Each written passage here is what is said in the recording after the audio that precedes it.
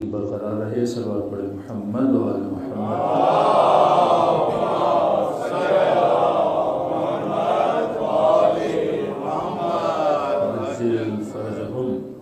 وہ مومنین جو مسلسل پہلی مجلس سے موجود ہیں، ہم عرض کر رہے ہیں کہ پروردگار عالم نے کائنات میں ہر شے کو ایک مقصد اور ہدف کے تحت بنایا ہے، اور اس کائنات میں سب سے بڑا ہدف جو خدا نے کسی وجود کو دیا وہ وجود انسان تھا. شہد کی مکھی ہے، خدا نے اسے ایک ہدف دیا اور قرآن میں بتایا بھی کہ اس کا مقصد تھا کہ یہ شہد بنائے. اسے آپ ہدایت بھی بول سکتے ہیں کہ خدا نے ہر جانور کو، ہر پودے کو، بادلوں کو، ہواؤں کو، سورج کی روشنی کو ہدایت دی کہ اس نے پیدا ہونا ہے اور اپنے پیدا ہونے کے مقصد کو پورا کرنا ہے. سورج کا کام ہے آپ کو روشنی دے، بادلوں کا کام ہے کہ بارش برسائیں، سمندر کا ایک اپنا کام ہے، شہد کی مکھی کا کام ہے کہ شہد بنائے. اور جس کو جو مقصد دیا وہ اللہ کی مخلوق اپنے مقصد کو پورا کر رہی ہے. یہاں پہ جہاں فقدان مقصد کہیں کسی خلقت خدا میں نظر آتا ہے وہ وجود انسان ہے. انسان اپنے مقصد کو پورا نہیں کرتا. اس کا ایک سبب ہے، وہ سبب یہ ہے کہ خدا نے انسان کو مختار بنایا. اسے ہاں کہنے کا بھی حق دیا گیا، اسے نہ کہنے کا بھی حق دیا گیا. اب کہا اگر اپنے اختیار کے ساتھ یہ انسان اس ہدف کو پورا کرتا ہے تو اس کے نتیجے میں اسے جنت دیتا ہوں، اور اسی اختیار کے نتیجے میں اگر یہ اللہ کی اطاعت نہیں کرتا تو اس کے بدلے میں اسے جہنم دی جاتی ہے. تو گویا جہنم کو بھی یہ خود انتخاب کرتا ہے، جنت کو بھی یہ خود انتخاب کرتا ہے. تو خلقت انسان کی ابتدا میں ہی آپ کو نافرمانی نظر آتی ہے، جسے آپ ترک اولا بولتے ہیں، کہ حضرت آدم نے اس درخت کی طرف بڑھے جس کی طرف پروردگار عالم نے منع کیا تھا. تو گویا انسان کی ابتدا میں ہی خصلت انسانی کا پتہ چلا کہ انسان پیدا ہوتے ہی رب کی کیا کرتا ہے؟ نافرمانی کرتا ہے. لیکن اگر وہ انسان خیر ہے تو وہ اپنی غلطی پہ خدا سے کیا مانگتا ہے؟ معافی مانگتا ہے. فتلقى اب آدم من ربہ بکلمات فتاب علیہ انہ هو التواب الرحیم، کہ آدم نے جب اللہ سے توبہ کی تو خدا نے آدم کی توبہ کو کیا کیا؟ قبول کیا. مطلب بتانا یہ چاہا کہ تمہارے وجود میں غلطی کی گنجائش ہے لیکن رب کے دربار میں معافی کی بھی گنجائش ہے، کیونکہ میں نے تجھے اختیار دیا، اسی اختیار کے نتیجے میں تو غلطی کر رہا ہے. میں نے تجھے خواہش دی، میں نے تجھے شہوت دی، میں نے تجھے لالچ دی، میں نے یہ سارے جذبات تمہارے وجود میں رکھے. غصہ دینے والا میں تھا، the power of anger, the power of شہوت، دا پاور آف امیجنیشن، یہ سب کچھ میں نے تجھے دیا. اب کبھی کبھی تو اپنی خواہشات کو فالو کرتے ہوئے پٹڑی سے اتر جاتا ہے، راہ سے پھسل جاتا ہے، لیکن میں نے پھر تمہارے وجود میں ندامت کی چیز بھی رکھی ہے. میں نے وجود میں احساس دیا ہے جسے ضمیر بولتے ہیں. اگر تو ضمیر کی آواز کو سنتا ہوا نادم ہوتا ہے تو پھر میں بھی ارحم الراحمین ہوں، میں بھی اکرم الاکرمین ہوں. تو اگر میری دربار میں آ کے بڑے سے بڑے گناہ کی بھی توبہ کرے، اور عجیب الفاظ معصوم نے فرمایا اگر تمہارے گناہ آسماں کے ستاروں سے بھی زیادہ، اگر تمہارے گناہ ریت کے ذروں سے بھی زیادہ، لیکن فرمایا اللہ کی رحمت سے زیادہ نہیں ہو سکتے. بارہا روایات ہیں، کسی نے معصوم سے کہا کہ مولا میں نے بہت بڑا گناہ کیا ہے. تو معصوم نے کہا کہ تمہارے گناہ خلقت بحر و بر سے زیادہ ہیں؟ کہ جی مولا اس سے بھی بڑا گناہ ہے. امام نے فرمایا کیا درختوں کے پتوں سے بھی زیادہ ہیں؟ کہ مولا اس سے بھی بڑے ہیں. کہ آسماں کے ستاروں سے بھی بڑے ہیں؟ کہ مولا اس سے بھی بڑے ہیں. امام نے فرمایا کیا اس پوری کائنات سے بڑے ہیں؟ کہ جی مولا اس سے بھی بڑے ہیں. اس نے کوئی ایسا بدترین گناہ کیا تھا. تو پھر آخر میں معصوم نے کہا بس اتنا بتا، کیا تمہارا گناہ خدا سے بھی بڑا ہے؟ یہاں خاموش ہو گئی. کہ نہیں مولا میرا گناہ اللہ کی ذات سے بڑا نہیں ہے، کہ جب اس کی ذات سے بڑا نہیں ہے تو وہ ارحم الراحمین ہے، وہ بڑے سے بڑے گناہ کو بخشنے والا ہے۔ تو پتہ چلا جتنی مخلوق خدا نے بنائی ہے وہ اپنے اعمال میں مجبور ہے، لیکن انسان اپنے عمل میں مختار ہے، مجبور نہیں ہے۔ یہ چاہے تو نیکی کرے، یہ چاہے تو بدی کرے۔ اب نیکی اور بدی کرنے کا منبع کیا ہے؟ سوال یہ ہے کہ میں بدی کرتا کیوں ہوں، میں نیکی کرتا کیوں ہوں؟ تو کئی اوقات انسان بدی کرتا ہے اپنی جہالت کی وجہ سے۔ تبھی انسان کو پابند بنایا کہ انسان کیا حاصل کرے؟ علم حاصل کرے۔ اب معصوم فرماتے ہیں یہ علم حاصل تب کرے گا جب انسان اپنی معرفت حاصل کرے گا، کیونکہ اگر مجھے اپنی ہی معرفت نہیں، آج دنیا میں جو آپ گمراہی دیکھ رہے ہیں اس کا سبب یہ ہے کہ انسان نے اپنے وجود کو پہچانا نہیں ہے۔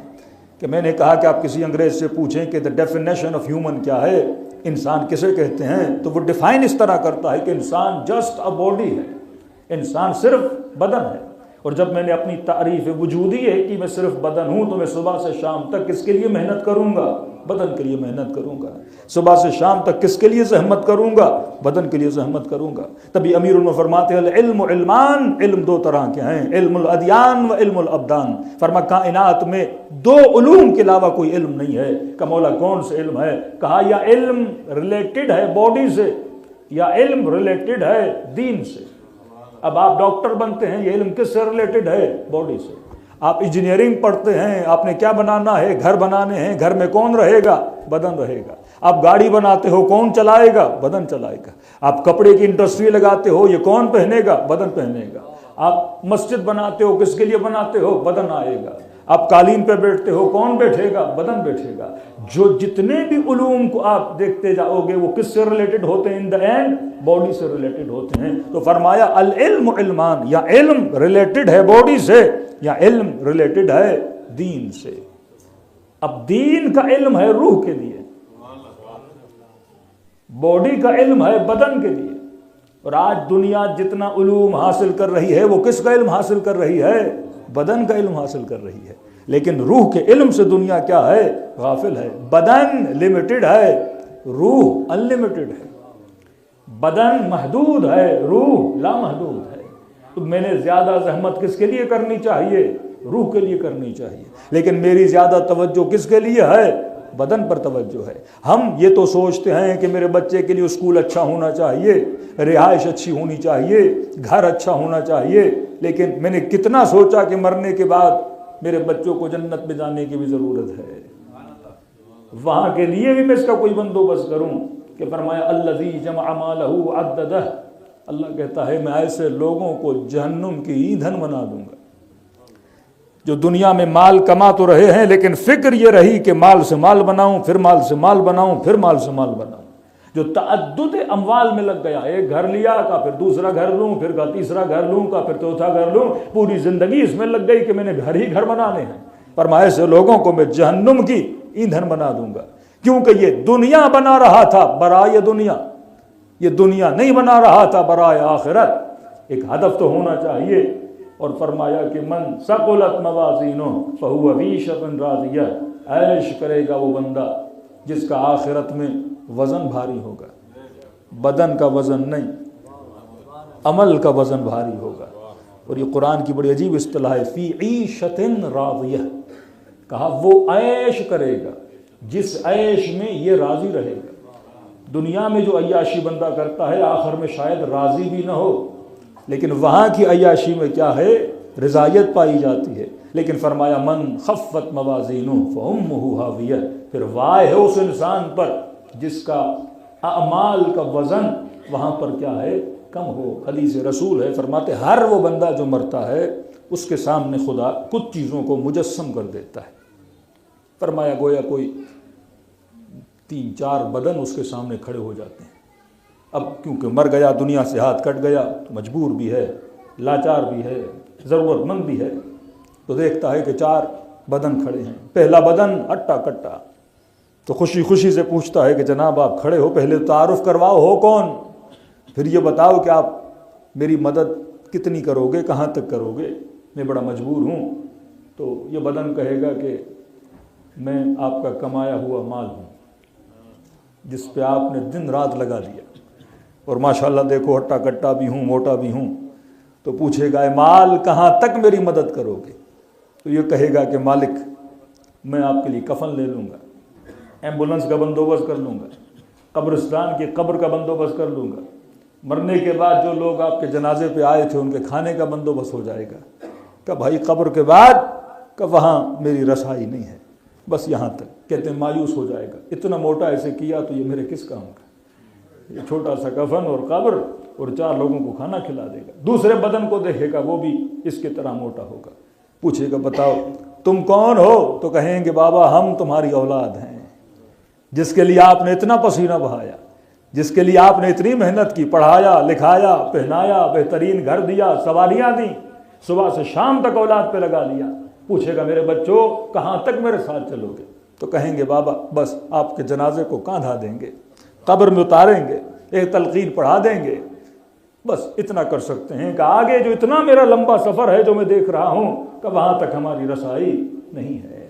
کہتے تیسرے بدن پہ نگاہ پڑے گی جو بالکل کمزور ہوگا، نحیف ہوگا، کہ گویا 4 قدم چلے تو زمین پہ گر جائے، تو کہے گا میں دونوں سے مایوس ہو گیا ہوں، جو اتنے موٹے تھے میرے کام نہیں آئے تو اس سے کیا پوچھوں؟ لیکن کہتا ہے پوچھ لوں یہ ہے کون؟ پوچھوں گا تم کون ہو اور کہاں تک میرے ساتھ چلو گے؟ تو یہ تیسرا بدن کہے گا میں قبر میں بھی آپ کے ساتھ ہوں، میں برزخ میں بھی آپ کے ساتھ رہوں گا، جہاں جہاں تک جاؤ گے وہاں تک آپ کے ساتھ رہوں گا، لیکن کروں تو کیا کروں؟ میں کمزور ہوں، ساتھ تو دینا چاہتا ہوں پر بدن اتنا نحیف ہے چل نہیں پاؤں گا۔ بڑے تعجب سے پوچھے گا ارے جو یہاں بھی ساتھ ہے، قبر میں بھی ساتھ ہے، برزخ میں بھی ساتھ ہے، اے کاش میں اسے موٹا بنا دیتا، اے کاش میں اسے ہٹا کٹا کر دیتا، لیکن یہ اتنا کمزور ہے۔ پھر فوراً پوچھے گا آپ ہو کون؟ تو آواز آئے گی میں تمہارا عمل ہوں جس پر تو نے ذرہ برابر توجہ نہیں کی تھی۔ یہ قرآن کی فصاحت و بلاغت تھی کہ ہم جب بھی دعا کرتے ہیں تو کہا ربنا آتنا فی الدنیا حسنہ وفی الآخرۃ حسنہ۔ پہلے آپ نے دنیا مانگی ہے، پھر آپ نے آخرت مانگی ہے۔ نہ ہم دہریہ ہیں نہ ہم خانقاہی ہیں کہ ہم تارک دنیا بن جائیں۔ فرما نہیں، پورے قرآن مجید کا کمال یہ ہے کہ جتنی مرتبہ قرآن میں لفظ دنیا آیا اتنی ہی مرتبہ قرآن میں لفظ آخرت آیا۔ مطلب تم نے اپنی دنیا اور آخرت کو ایکول لے کے چلنا ہے، کیونکہ یہ دنیا ہے جو مزرعۃ الآخرہ ہے۔ کسی نے امیر المومنین سے پوچھا کہ مولا اگر آپ کو آخرت کے 1000 گھنٹے دیے جائیں آپ دنیا کا 1 گھنٹہ دینے کے لیے تیار ہیں؟ مولا فرماتے نہیں، کروڑوں گھنٹے بھی آخرت کے ملیں علی دنیا کا 1 لمحہ دینے کے لیے تیار نہیں۔ عجیب، مولا علی کبھی آپ دنیا کو 3 طلاقیں دے رہے ہیں اور یا ہم کہیں کہ دنیا کا 1 لمحہ آخرت کے 1000 گھنٹوں کے بدلے میں نہیں دے رہے۔ امام نے فرمایا 1000 گھنٹوں کو کیا کروں گا، کیونکہ یہ دنیا کا 1 لمحہ ہے جو آخرت کے کروڑوں لمحوں کو بناتا ہے۔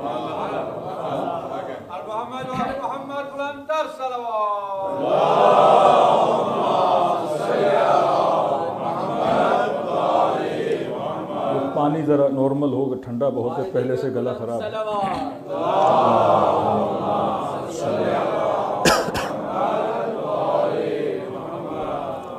یہ وہ دنیا ہے، سمجھو ایک زمین ہے جس میں اب دانہ کتنا ہوتا ہے، چھوٹا سا ہوتا ہے دانہ، یہ دانہ دنیا ہے۔ جب زمین میں ڈالتے ہو، آب یاری کرتے ہو، پھر اس دانے سے کتنا بڑا درخت نکلتا ہے۔ کہ آج ایک چھوٹے بچے سے کہو کہ بیٹا یہ جو اتنا بڑا درخت ہے یہ ایک دن کیا تھا؟ دانہ تھا، کوئی بلیو نہیں کرے گا جب تک اسے پورا پروسیس دکھاؤ نہیں۔ یہ پروسیس جب انسان سمجھ جائے، تبھی کہا کہ وقت کی قیمت، لمحوں کی ارزش جانو۔ جب انسان بڑھاپے میں آتا ہے تو پھر کہتا یا لیت الشباب متی یعود، اے جوانی کب واپس آؤ گی؟ جوانی واپس آنے کا نام نہیں ہے۔ یہ لمحے جب گزارتے ہو اس سے کیا بنتی ہے؟ ہماری آخرت بنتی ہے۔ تو مومن اپنی دنیا کو بھی توجہ دے، مومن اپنی آخرت کو بھی توجہ دے، لیکن گول اس کا اتنا بڑا ہو کہ میں دنیا میں جی رہا ہوں کس مقصد کے لیے؟ آخرت کے مقصد کے لیے۔ اب یہ مقصد تب تک عیاں نہیں ہوگا جب تک انسان اپنے وجود کو پہچانے نہیں۔ معصوم فرماتے من عرف نفسہ فقد عرف ربہ، جس نے خود کو پہچانا اس نے خدا کو پہچانا۔ اب دین ہم تک پہنچا قرآن کے ذریعے۔ قرآن ہے عربک میں، عربک ہر کسی کو آتی نہیں، اور جب مترجمین نے ترجمہ کیا تو لفظ بلفظ ترجمہ کیا۔ اب مفاہیم بڑے محدود ہو گئے. اردو کا ترجمہ اب مقصد خلقت ہے کہ وما خلقت الجن والانس الا لیعبدون. ہم نے انسانوں اور جنوں کو خلق کیا کس چیز کے لیے؟ عبادت کے لیے. اب ایک ہے لفظ، ایک ہے اس کا تصور. جیسے میں کہتا ہوں شیر تو آپ کے ذہن میں جنگل کا شیر آتا ہے. جب میں کہتا ہوں گدھا تو آپ کے ذہن میں جنگل کے گدھے بھی آتے ہوں گے اور کچھ انسان نما شاید گدھے بھی آتے ہوں. ایک لفظ ہے، اس کا کیا ہے؟ مفہوم ہے. اسی طرح جب میں کہتا ہوں عبادت تو آپ کے ذہن میں کیا آتا ہے؟ پہلا تصور نماز، حج، عمرہ، روزہ، زکوٰۃ. تو آپ نے عبادت کو کتنا محدود کر دیا. اب ترجمہ کریں کہ ہم نے انسانوں اور جنوں کو خلق کیا صرف کس کے لیے؟ عبادت کے لیے. اور آپ نے کہا کہ عبادت از ایکول ٹو نماز. اس کا مطلب میں نے صرف اور صرف کیا کرنا ہے؟ نماز پڑھنی ہے. اب سوال ہے از اٹ پاسبل کہ میں 24 گھنٹہ نماز پڑھوں، میں روز حج کروں، میں روز عمرہ کروں؟ جب پاسبل نہیں تو ڈیمانڈ کیسے کر دے خدا پروردگار اعلیٰ؟ دیکھو ڈیمانڈ اسی چیز کی ہوتی ہے، لا یکلف اللہ نفسا الا وسعها. مانگا وہ جاتا ہے جو بندہ کر سکے. اگر میں 24 گھنٹہ مصلی پہ بیٹھ جاؤں پھر بیوی بچوں کے لیے کمانے کون جائے گا؟ اگر 24 گھنٹہ میں حج پہ جاؤں، پہلی بات اس حج پہ جانے کے لیے پیسہ بھی تو چاہیے کہ نہیں. نماز پڑھوں تو بدن میں کچھ جائے گا تو طاقت ہوگی کہ اٹھوں گا اور بیٹھوں گا. تو خدا کیسے ایسی ڈیمانڈ کر سکتا ہے جو پاسبل؟ اس کا مطلب میں نے عبادت کو سمجھا ہی نہیں ہے. جسے خدا عبادت سمجھ رہا ہے اسے میں عبادت نہیں سمجھ رہا. جیسے ہمارے اکثریت شیعوں کو تبرع کا پتہ ہی نہیں ہے. مفہوم تبرع کا مطلب کیا ہے؟ مطلب اہل بیت کے دشمنوں سے اظہار بیزاری، یہ تبرع ہے. اب کس سے اظہار بیزاری؟ ان کی عادات سے اظہار بیزاری، ان کی صفات سے اظہار بیزاری. اب میں یزید پہ لعنت تو بھیجوں پر خود شراب پیتا رہوں تو یہ کیسی اظہار بیزاری ہے؟ میں دشمن علی سے اظہار بیزاری تو کروں لیکن اس کی صفات میرے اندر ہوں. تو اظہار بیزاری کا مطلب تبرع ہے. لیکن بعض لوگوں نے تبرع کے مفہوم کو کیا کر دیا؟ چھوٹا کر دیا. ہم علم منطق میں اس طرح سمجھاتے ہیں کہ آپ ایک بہت بڑا سرکل بنائیں، اس سرکل کے اندر اوپر لکھیں مثلا تبرع، دوسرا سرکل بنائیں اس کے اندر لکھیں تولا. اب تولا کیا ہے، تبرع کیا ہے، اور نیچے تیسرا سرکل بنائیں اس پہ اپنا نام لکھو. اب تبرع کے سرکل میں جتنے دشمنان اہل بیت ہیں سب کے نام لاؤ جو آپ کو یاد ہیں. اب یزید ایک شخص کا نام ہے اور ہم یزید سے نفرت کیوں کرتے ہیں؟ کیونکہ وہ صفات رذیلہ کا مالک تھا. جتنے دشمنان اہل بیت تھے، یا ظالم تھے، یا جھوٹے تھے، یا زانی تھے، یا شرابی تھے، یا کافر تھے، یا مشرک تھے، یہ صفات ہیں ان کے اندر. اب بجائے اس کے اس کا نام لکھو، اس کی صفات لکھنا شروع کر دو. ابن ملجم کی صفت شہوت ران. امام حسن کو جو چھوڑ کے گیا، رشتہ دار ہے نا، چھوڑ کے گیا امام حسن کو. 8000 کا لشکر امام حسن کا لے کر چلا گیا 1 ملین درہم کی لالچ میں. اس کا نام لکھو. امام حسین کو شمر جیسے لوگوں نے دغا دی، قاضی شریح جیسے لوگوں نے دغا دی. کیوں دی؟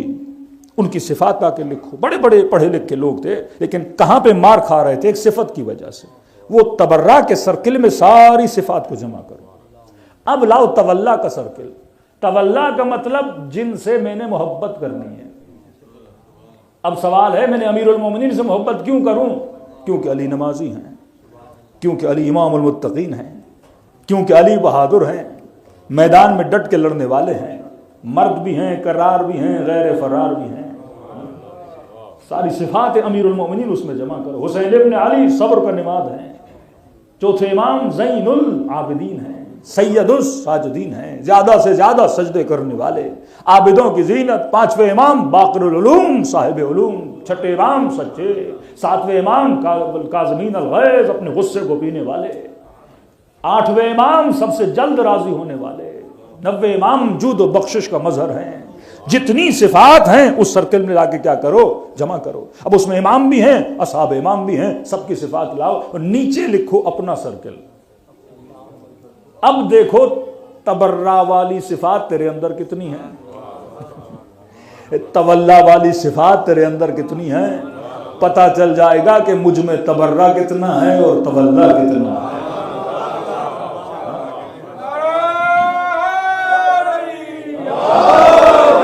میں کئی بار یہ لطیفہ بھی ہے اور کئی مجالس میں سنا چکا ہوں کہ تہران کا لطیفہ ہے، تو عادی مسلمان اور ہوتا ہے، کل بھی کہا تحقیقی مسلمان اور ہوتا ہے۔ یہاں آپ اپنے بچوں پہ تھوڑا زیادہ کام کر سکتے ہو اور مجبور بھی ہو، کیونکہ پاکستان میں بچے سوال ہی نہیں کرتے، یہاں تو چپے چپے پہ آپ سے کیا ہوگا؟ سوال ہوگا۔ تو تہران کے مولانا، شاید سنا ہوگا آپ نے، سوشل میڈیا پہ کئی بار سنا چکا، یہ تھے محرم کا مہینہ اور تقریباً کوئی 5ویں 6ٹی محرم، مجلس میں پڑھ کے تھک کے ٹوٹ کے مولانا کہتے ہیں گھر آیا تو کیا دیکھا بھائی، گھر کا تالا جو ہے پہلے سے ٹوٹا ہوا ہے، اور اندر گیا تو دیکھا کسی چور صاحب نے پورا صفایا کیا ہوا ہے میرے گھر کا، اور ساری چیزیں چوری کر کے صحن میں ایک چادر بچھائی اور اس کے اندر سامان اس نے جمع کیا۔ اب صحن بڑا تھا، کہتے ہیں اندھیرا تھا، اب میں نے دیکھا چور ہے، بڑی محنت زحمت کر کے اس نے سامان اتنا جمع کیا ہے۔ اب مولانا کہتے کون سا میرا قیمتی سامان تھا گھر میں۔ اب تہران کا مطلب کہ چور بھی شیعہ اور مولوی بھی شیعہ، اب تو سارے شیعہ ہیں۔ اگر امام بارگاہ میں کسی کا موبائل چوری ہو جائے تو اپنا ہی ہوگا، مسجد سے جوتی چوری ہو جائے کوئی اپنا ہی مسلمان ہوگا۔ تو اس نے کہا کہ جناب ظاہر چور ہے، اپنا ہی کوئی مومن ہوگا، شیعہ ہی ہوگا، ضرورت مند ہوگا، تبھی تو مولوی کے گھر میں چوری کرنے آیا ہے، ورنہ کہیں اور چلا جاتا۔ تو کہتا میں نے دل میں اسے معاف کر دیا، درخت تھا صحن میں درخت کے پیچھے کھڑا ہو گیا، اب اتنی زحمت کی ہے لے جانے دو، میرا سامنا ہوگا کہیں بیچارہ شرمندہ نہ ہو۔ تو میں نے کہا پروردگارا میں نے اسے معاف کیا، جو اس نے چوری کی لے جانے دو۔ کہتے سارا سامان، لیکن اس کا حرص اتنا تھا کہ یہ جانے کا نام ہی نہ لے۔ 2-3 کپ بھی جو بچے تھے کہتا تھا وہ بھی ڈالوں کہ مولوی صاحب آئے تو گھر میں کچھ بھی نہ ملے، کا قالین، قالیچے، کپ، برتن، جو کچھ سے ملا اس نے اس چادر میں جمع کیا۔ بندے خدا یہ بھی نہیں دیکھ رہا کہ وزنی ہوگی، اٹھا بھی سکو جتنا مال جمع کر رہے ہو۔ اس نے پھر چادر کو بند کیا، اور جب ایک بار زور لگایا نہیں اٹھا پایا، 2 بار زور لگایا نہیں اٹھا پایا۔ مولانا کہتے ہیں کبھی کبھی دل میں آیا آگے بڑھوں، اس کی مدد بھی کروں، لیکن کیا کروں، پھر شرمندہ نہ ہو جائے، دیکھ کے بھاگ نہ جائے۔ کہتا بڑا زور لگایا لیکن چادر نہیں اٹھی۔ 3ری بار جب اس نے زور لگایا تو کہا یا علی مدد۔ عادی شیعہ جسے ماں نے یا علی مدد تو سکھایا، پر سلیقہ نہیں سکھایا، طریقہ نہیں سکھایا۔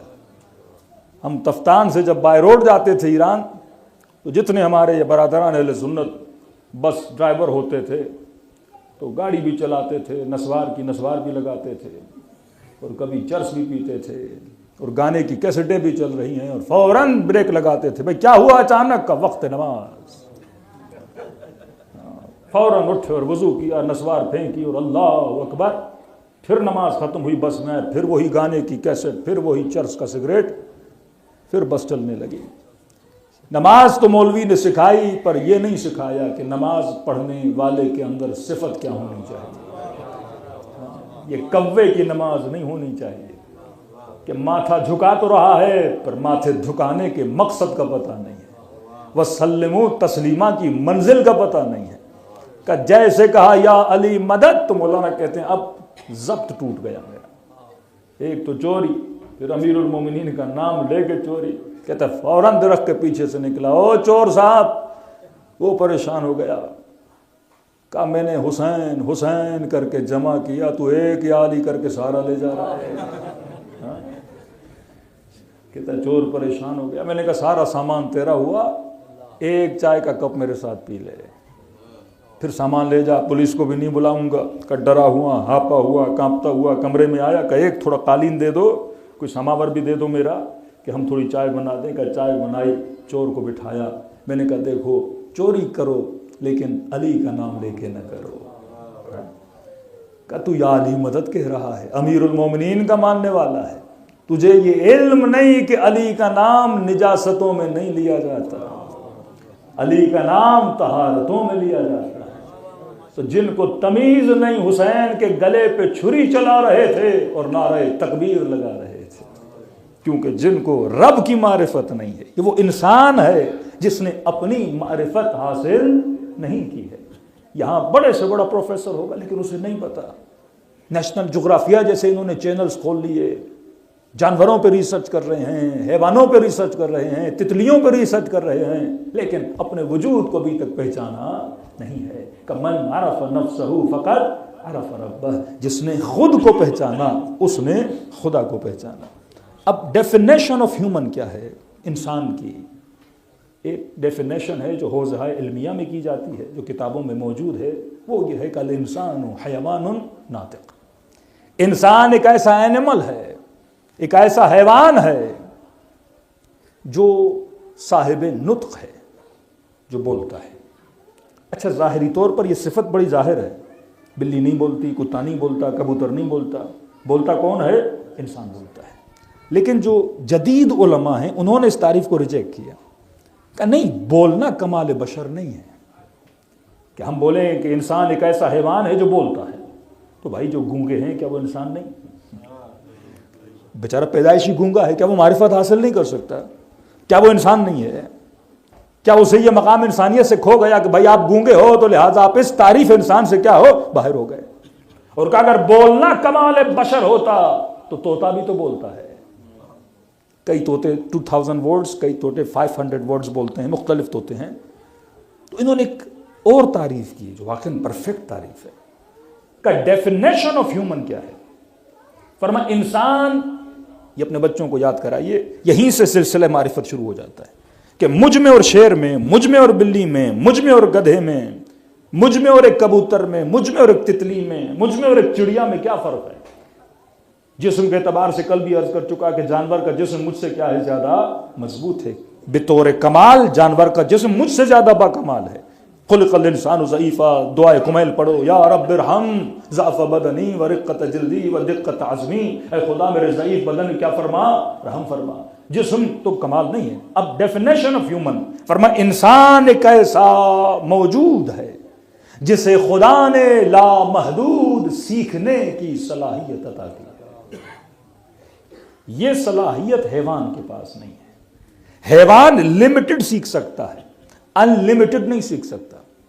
انسان کو اگر خدا جتنی لمبی زندگی دے، یہ اسی زندگی میں ڈاکٹر بھی بن سکتا ہے، انجینئر بھی بن سکتا ہے، آئی ٹی کا اسپیشلسٹ بھی بن سکتا ہے، کیونکہ انسان کے اندر لامحدود سیکھنے کی صلاحیت ہے۔ لیکن جانور کے اندر یہ صلاحیت نہیں ہے۔ آپ جانور کو تھوڑا بہت سکھا سکتے ہو لیکن ڈرائیور نہیں بنا سکتے، انجینئر نہیں بنا سکتے، پائلٹ نہیں بنا سکتے، کیونکہ اس کے اندر لمیٹڈ صلاحیت ہے۔ تبھی پوری دنیا میں یونیورسٹیز کس کے لیے بنائی جاتی ہیں؟ انسان کے لیے۔ کالج کس کے لیے بنایا جاتا ہے؟ انسان کے لیے۔ اسکول کس کے لیے بنایا جاتا ہے؟ انسان کے لیے۔ آدم کس کے لیے بھیجے گئے؟ انسان کے لیے۔ نوح کس کے لیے بھیجے گئے؟ انسان کے لیے۔ محمد مصطفیٰ کس کے لیے بھیجے گئے؟ انسان کے لیے۔ علی مرتضیٰ کس کے لیے بھیجے گئے؟ انسان کے لیے، کیونکہ آپ کے وجود میں صلاحیت ہے کہ آپ لامحدود علم حاصل کر سکتے ہیں۔ اب خدا اس انسان کی توہین کرتا ہے، بلکہ میں کہوں کہ خدا سورہ جمعہ میں کہے کہ مثل الذین حملوا التوراۃ کمثل الحمار یحمل اسفارا، کہ بعض لوگوں کی مثال ان گدھوں کی طرح ہے کہ آپ گدھے کی پیٹھ پر پورے بیچلر سیمسٹر کی کتابیں رکھ دو، پورے ماسٹر کی سیمسٹرز کی کتابیں رکھ دو، تو گدھا ان کتابوں کو اٹھاتا تو ہے پر کتابوں سے کوئی فائدہ لیتا نہیں ہے۔ تو یہاں بڑا فرق ہے فکر آئیڈیولوجی آف شیعہ میں اور متاسفانہ آئیڈیولوجی آف اہل سنت میں۔ اہل سنت کہتے ہیں نہیں، اگر کتابیں گدھے کے اوپر آ گئیں تو گدھا بڑا مقدس ہے۔ انڈائریکٹ سمجھا رہا ہوں، کتابیں اگر گدھے کے اوپر آ گئیں تو گدھا کیا ہے؟ مقدس ہے۔ کہ اگر کوئی کسی بڑی شخصیت کے ساتھ بیٹھ گیا تو وہ کیا ہو گیا؟ مقدس ہو گیا۔ ہم کہتے ہیں کوئی مقدس ترین شخصیت کے ساتھ بھی بیٹھے وہ مقدس نہیں بنتا۔ مقدس تب بنتا ہے جب اس شخصیت سے علم حاصل کرے۔ اگر علم حاصل نہ کیا تو پھر کوئی فائدہ ہوا ہی نہیں۔ ایک آسان مثال دوں، آپ ایک یونیورسٹی میں ایک انسان کا داخلہ کروائیے بیچلر میں، اور جس دن آپ نے اپنے بچے کا داخلہ کروایا اسی دن یونیورسٹی میں گدھے کا بھی داخلہ کروائیں، جا کے صحن میں باندھ دیں یونیورسٹی کے۔ 4 سال کے بعد جب انسان کا بچہ نکلے گا تو انجینئر بن کے نکلے گا، آئی ٹی اسپیشلسٹ بن کے نکلے گا، لیکن 4 سال کے بعد گدھا ہی رہے گا، کیونکہ اس کے اندر صلاحیت ہی نہیں ہے۔ اس کو بڑے سے بڑے آیت اللہ کے ساتھ بٹھا دو، گدھا پھر بھی کیا رہتا ہے؟ گدھا رہتا ہے۔ اب گدھا آیت اللہ کے ساتھ بیٹھ کے گدھا رہے تو ہے وہ نہیں، پر انسان آیت اللہ کے ساتھ رہ کر آخر میں پھر بھی گدھا رہے۔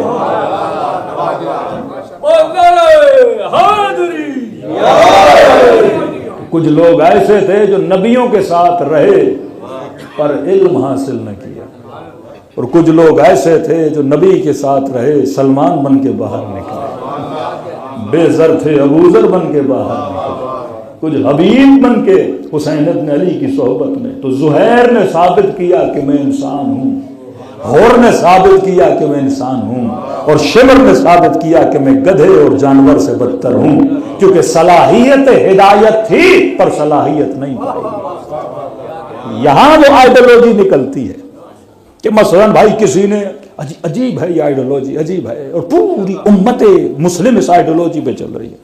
جناب مختار کس قبیلے سے تھے؟ ثقفی۔ اہل سنت کی یہاں ہے کہ پورا قبیلے یہ بنی ثقیف صحابی ہے، کیونکہ نبی جب آخری حج پہ گئے تو اس قبیلے کا جو 4 سال کا بچہ بھی تھا وہ بھی حج پہ گیا۔ سب نے کہا نبی کا آخری حج ہے تو عورتیں مرد سارے بچہ گیا، تو انہوں نے کہا کیونکہ یہ مثلا صاحب گئے تھے اور 4 سال کے تھے، اور نبی نے جب خطبہ دیا ہوگا یا حج پہ گئے ہوں گے تو اس بچے نے رسول کو دیکھا ہوگا، تو یہ بھی کیا بنا؟ صحابی بنا۔ اب اس بچے کا بھی احترام کیا بنا؟ واجب بنا، کیونکہ اس نے صرف اور صرف کیا کیا تھا؟ رسول کو دیکھا تھا۔ ہماری آئیڈیالوجی یہ نہیں ہے کہ دیکھا تھا تو محترم ہے، ہمارا یہ ہے اس نے رسول سے علم حاصل کیا، اور صرف علم حاصل نہیں کیا، اس علم پر عمل کیا، تب جا کے یہ کیا بنتا ہے؟ محترم بنتا ہے۔ اس طرح تو شمر نے بھی حسین کو دیکھا، محترم نہ بنا، ابن سعد نے بھی حسین کو دیکھا، محترم نہ بنا، وہ 1400 سال پہلے حسین کو دیکھ کر بھی ملعون بنا، اور آج کا مومن 1400 سال کے بعد فرش عزا پہ بیٹھ کر بھی صاحب رحمت بنا۔ کسی کو دیکھنا کمال نہیں ہوتا، یہ اتنی اللاجیکل بات ہے، جبکہ قرآن نے بار بار کہا۔ یہ چھوٹی سی صورت ہے، کبھی بھی کسی اپنے بھائی اہل سنت کے ساتھ بیٹھیں تو آسان سی چیزیں یاد کر لیا کریں جو عقل کے ساتھ میچ بھی کریں اور اگلا بندہ اس کو ایکسیپٹ بھی کرے۔ والعصر، قسم ہے زمانے کی۔ اچھا، پورے زمانے کی قسم ہے یا زمانے کے کسی حصے کی قسم ہے؟ فجر، ظہر، عصر، مغرب و عشاء، 5 زمانے ہو گئے نا، اور خدا کس زمانے کی قسم کھا رہا ہے؟ عصر۔ کبھی کہتا ہے والفجر، تو پتہ چلا قسم پورے کی نہیں کھائی جا رہی، قسم خاص حصے کی کھائی جا رہی ہے۔ تو ترجمہ اس طرح نہیں ہوگا کہ مجھے قسم ہے زمانے کی، پہلے سوال ہو کہ عصر کی قسم کیوں کھائی؟ کہ کیونکہ وقت عصر وہ زمانہ ہے جو بہت جلدی گزر جاتا ہے، ابھی ہم عصر کے وقت میں ڈھل رہے ہیں، تو ترجمہ یہ ہوگا مجھے قسم ہے اس زمانے کی جو بہت جلدی گزر جاتا ہے، مطلب یہ دنیا کا وقت۔ والعصر ان الانسان لفی خسر، بتحقیق کہ سارے انسان خسارے میں ہیں۔ قرآن جب بھی بات کرتا ہے، یہ کمال قرآن ہے، اس طرح سے آپ تفسیر قرآن سیکھ جائیں گے، اور اسی ترتیب سے اگر آپ قرآن پڑھیں تو آپ کو بہت لذت ملے گی۔ قرآن پہلے مجمل بات کرتا ہے، پھر مفصل بات کرتا ہے۔ پہلے کہا کہ سارے انسان خسارے میں ہیں، تو آپ کے ذہن میں پیدا ہوگا میں بھی خسارے میں ہوں۔ سارے انسان میں انبیاء بھی ہیں، اولیاء بھی ہیں، امام بھی ہیں، ائمہ بھی ہیں، اصحاب بھی ہیں، تابعین بھی ہیں، کیسے سارے انسان خسارے میں؟ قسم ہے زمانے کی کہ سارے انسان خسارے میں۔ پھر سوال کرو خود سے، پروردگارا کیا سارے انسان خسارے میں ہیں؟ اللہ جواب دے گا الا الذین آمنوا، فرمان نہیں، سارے نہیں، وہ خسارے میں نہیں جو صاحبان ایمان ہیں۔ اب بعض ہمارے مسلمان یہیں تک رک جاتے ہیں کہ مثلا ابو سفیان نے کلمہ پڑھا، خسارے سے نکل گیا، وہ تو یہی کہتے ہیں نا، جس نے کہا اشہد ان لا الہ الا اللہ واشہد ان محمدن رسول اللہ، کہ یہ مسلمان بن گیا، صاحب ایمان بن گیا، تو لہذا خسارے سے کیا ہو گیا، نکل گیا۔ قرآن بھی یہ کہتا ہے پروردگارا کیا صرف ایمان لانا کافی تھا؟ میں صرف کہوں اشہد ان لا الہ الا اللہ واشہد ان محمد رسول اللہ تو میں خسارے سے نکل گیا؟ اسپیشلی آپ کی کنٹریز میں خدا نخواستہ کسی کی بچی کو کسی انگریز پہ دل آ گیا اور کہا کہ میں نے شادی کرنی ہے، تو مولانا نے کہا نکاح نہیں ہو سکتا، کہ نہیں مولانا کلمہ پڑھے گا، ایسے تھوڑی نکاح ہوگا۔ تو کسی الیگزینڈر صاحب کو آپ نے کلمہ پڑھا دیا اور اس نے کہا اشہد ان لا الہ الا اللہ واشہد ان محمد رسول اللہ، مولانا نے کہا نکاح پڑھو، کلمہ پڑھا لیا۔ قرآن کہتا نہیں ساری چیزیں ہوں، صرف یہ نہیں کہ الا الذین آمنوا کہا، تو کلمہ تو ابو سفیان نے بھی پڑھا تھا، کلمہ تو کئی مکے والوں نے بھی پڑھا تھا، تو پھر تم شیعہ مانتے کیوں نہیں؟ تو اگر اس کے کلمے کو مانو تو پھر یہاں والوں کے بھی کلمے کو ماننا شروع کر دو کہ الا الذین آمنوا کا صرف ایمان نہیں، وعملوا الصالحات، ایمان لایا ہے تو عمل صالح بھی کرے۔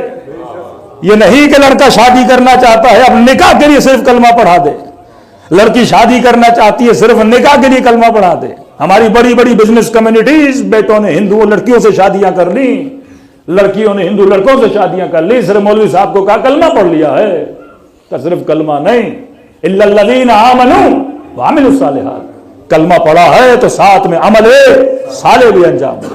اب پروردگارا کلمہ بھی پڑھ لیا، عمل صالح بھی انجام دے دیا، یہ دو صورتیں بڑی آسان ہیں، کلمہ بھی پڑھ دیا، عمل صالح بھی انجام دے دیا، کیا خسارے سے نکل گئے؟ تو ابن ملجم نے کلمہ بھی پڑھا، نمازی بھی تھا، خوارج نے کلمہ بھی پڑھا، حافظ قرآن بھی تھے، ابن سعد نے کلمہ بھی پڑھا، نماز جماعت میں پیش امام بھی تھا، شمر نے کلمہ بھی پڑھا، 17 کے قریب حج و عمرے بھی کیے، تو کیا صرف کلمہ اور عمل کافی ہے؟ فرمایا نہیں، تیسری منزل بڑی مشکل ہے، صرف نمازی نہیں بننا، صرف حاجی نہیں بننا۔ آج پوری امت حاجی بنی ہوئی ہے، آج پوری امت نمازی بنی ہوئی ہے، آج سارے کے سارے مسلمان تراویح پڑھ رہے ہیں اور عبادت میں مشغول ہے۔ فرمایا نہیں، یہ دو صفت ابتدائی صفت ہے، لیکن تیسری صفت اس کا لازم ملزوم ہے۔ فرمایا الا الذین آمنوا وعملوا الصالحات وتواصوا بالحق، نماز تو پڑھ رہے ہو، صاحب ایمان تو ہو، لیکن یہ بتاؤ کس کی صف میں کھڑے ہو، میدان حق میں کھڑے ہو یا میدان باطل میں کھڑے ہو؟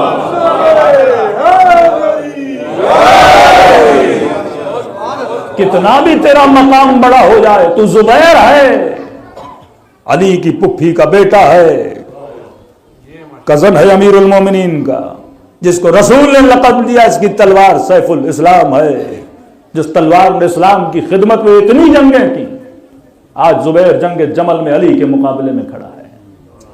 ایمان بھی ہے، عمل صالح بھی ہے، لیکن سوال ہے تو حق کے ساتھ ہے یا باطل کے ساتھ ہے؟ یہ ہر زمانے میں جنگ حق و باطل ہے کہ کھڑے کہاں ہو۔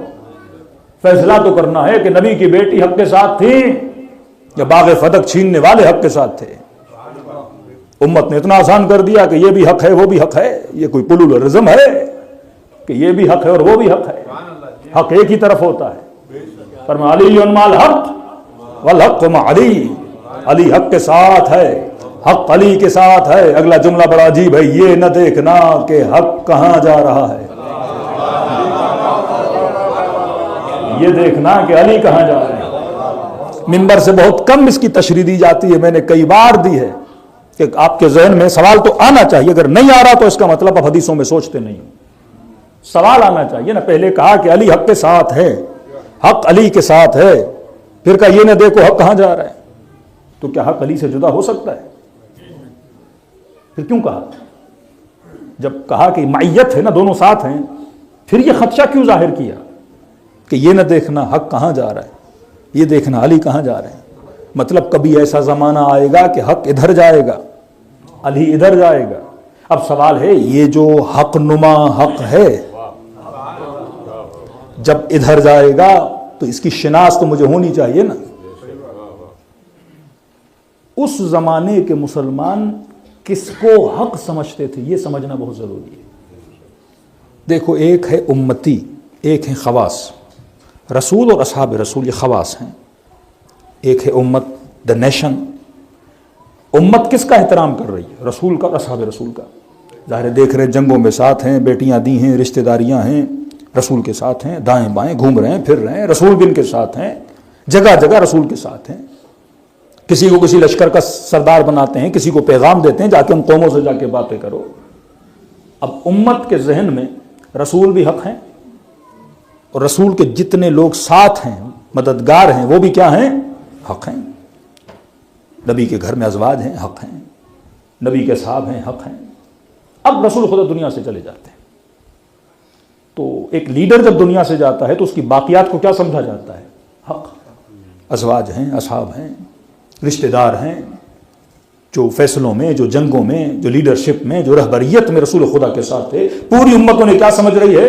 حق سمجھ رہی ہے. معاملہ کہاں پیش آیا کہ رسول کے جانے کے بعد یہ جو سارے حق ایک دوسرے کے ساتھ تھے، رسول کے جانے کے بعد یہ حق آپس میں لڑ پڑے کہ نبی کی زوجہ حق، نبی کا داماد حق، جنگ جمل میں ایک دوسرے کے مقابلے میں. نبی کا صحاب حق، امیر شام مثلا صحابی، علی میں بھی طالب بھی صحابی، عمار بھی صحابی، عمرو عاص بھی صحابی، ایک دوسرے کے مقابلے میں کیا ہو گئے؟ کھڑے ہو گئے.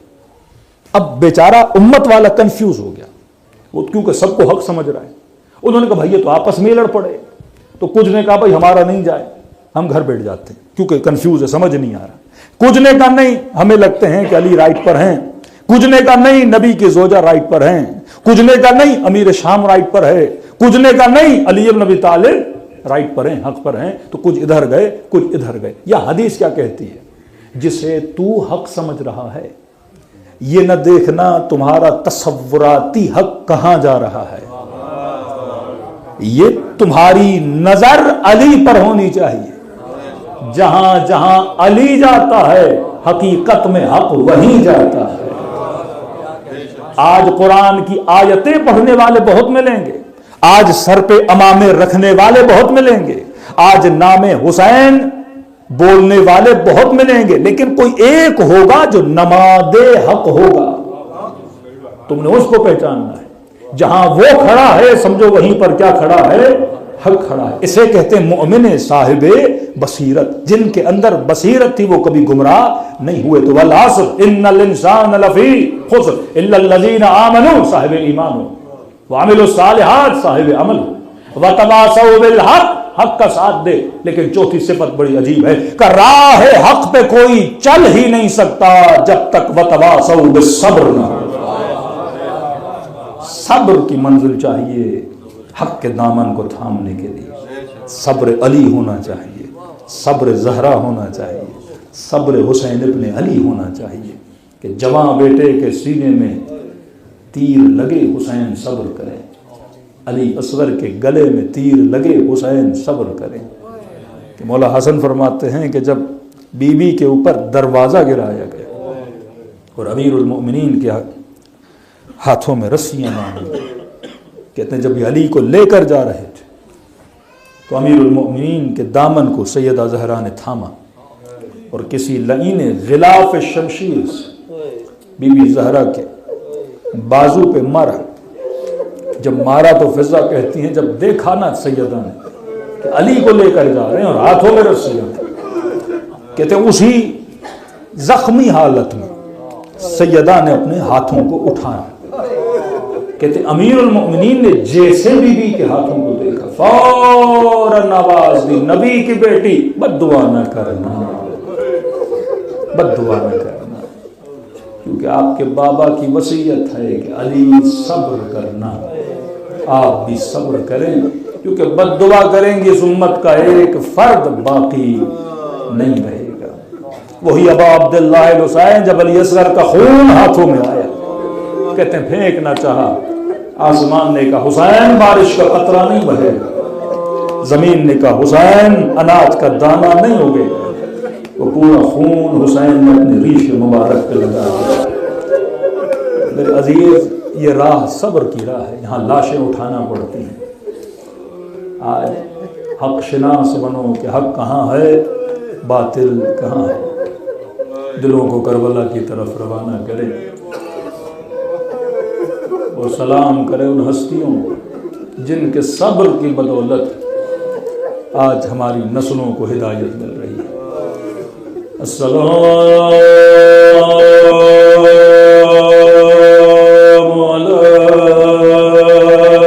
الحسين وعلى علي بن الحسين وعلى أولاد الحسين وعلى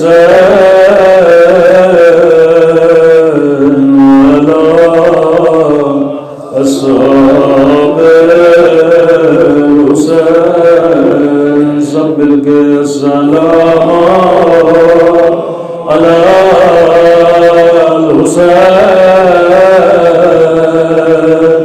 وعلى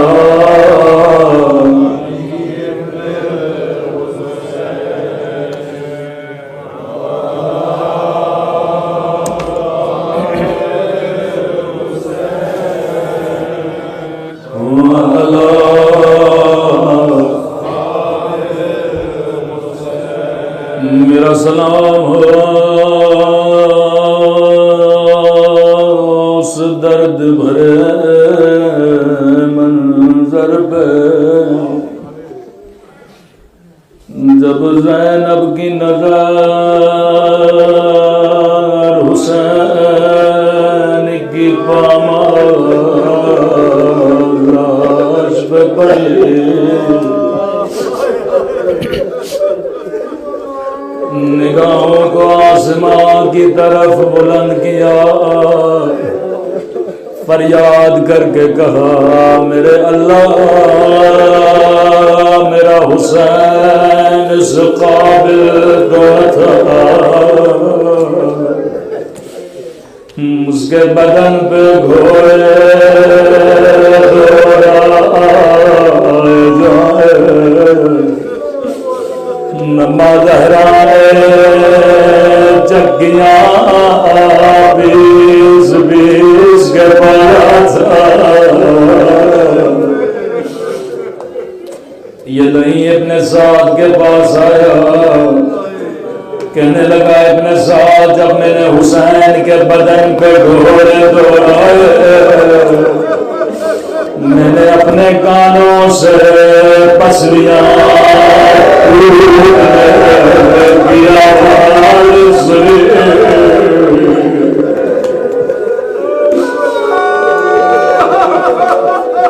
عزیزوں شہداء میں کئی شہیدوں کی پسلیاں ٹوٹی ہیں کچھ پسلیاں مدینے میں توڑی گئی کچھ پسلیاں کربلا میں توڑی گئی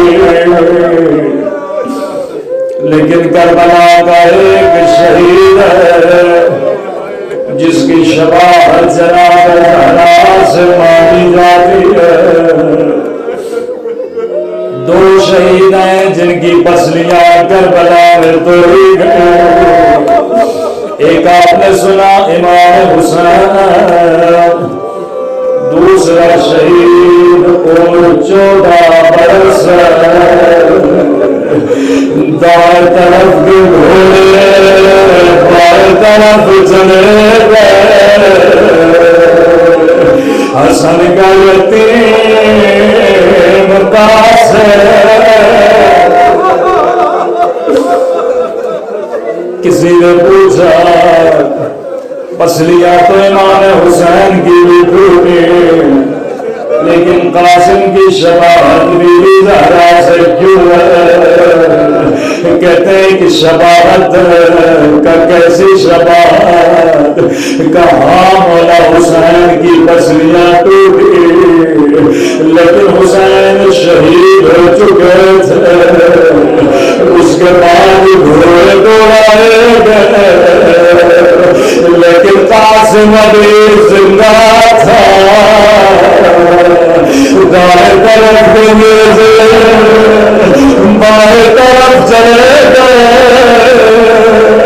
بائیں طرف گئے دائیں طرف چلے گئے भी जिंदा थे, जालिम ने आग भरा दरवाजा गिराया। मैं हमेशा दुआ करता हूँ अल्लाह बचपन में किसी बच्चे को माँ का जमाना बिलखस बेटे अपने माँ से बड़ा प्यार करते हैं। अस्मा कहती है गुस्ल दिया कफन दिया, अब बच्चों से कहो अम्मा से खुदा गाफिल करे, जनाजा घर के सहन में रखा। कहती है बच्चे कमीसों के दांतों में जकड़े जालों का तार का बच्चों आखिरी बार अम्मा से खुदा गाफिल करो। यहाँ हसन दौड़ दौड़ आगे बढ़े, अल्लाह के चेहरे के बोझ ज़ैनब आगे बढ़े, माँ के सीने से लिपट गई, उम्मे कुलसूम आगे बढ़ी, अम्मा के कदमों से लिपट गई। लेकिन फिजा कहती है कि छोटा बच्चा सर को घुटने में कहने लगी हुसैन क्या माँ से खुदा फिर नहीं करोगे? रोकर कहने लगे अम्मा फिर जब तक अम्मा नहीं बुलाएंगे मैं हुसैन नहीं जाऊंगा। अल्लामा मजलिसी कहते इतना कहना था, एक मर्तबा बंदे कसम से जख्मी बाजू थे, आवाज आई आजा मेरे हुसैन, आजा मेरे करबला वाले हुसैन, आजा मेरे तीर दिल के प्यास हुसैन। बच्चे तोड़े तोड़े मार से बढ़ गए, अर्श-ए-इलाही पे बता हुए, जिब्राइल नाज़िल हुए, अली बच्चों को से जुड़ा करो, मौला दूर दूर आगे बढ़े, ज़ैनब को सीने से लगाया, हुसैन को सीने से लगाया। कभी सर का भरोसा, कभी रुखसार को प्यार करते थे। मैं कहूँ हाय इमाम हुसैन आपकी यतीम जब यतीम हुए बाबा ने सीने से लगा, लेकिन हाय करबला करबला एक 4 साल बच्चे जब यतीम हुए किसी ने सीने से नहीं लगाया। कभी शेर के तमाचे, कभी जालिम के ताले, मोहतरम हुसैन